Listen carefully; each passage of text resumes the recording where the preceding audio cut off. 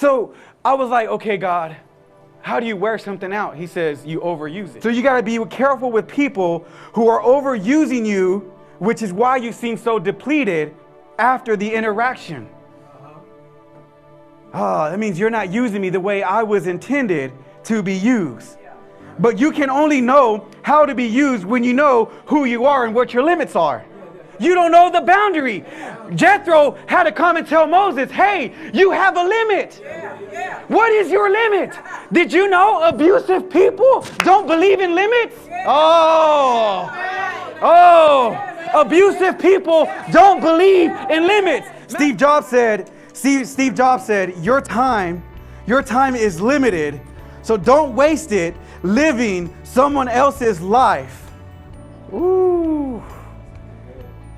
Your time is limited, so don't waste it living someone else's life. The way you know that you're living someone else's life is because you're not satisfied with the response or reaction they gave you from the advice you gave them.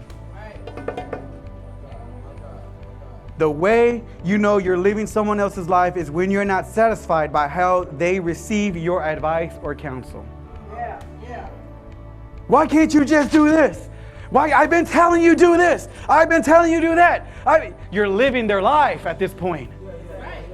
Because you're not focused on what you have to do for yourself. You can't do this by yourself. Now I want to ask you all, what is the one thing for you? He says, you can't do this thing here by yourself. It's not so much you fellowshipping with them. It's not so much you socializing with them. It's not so much you being their leader.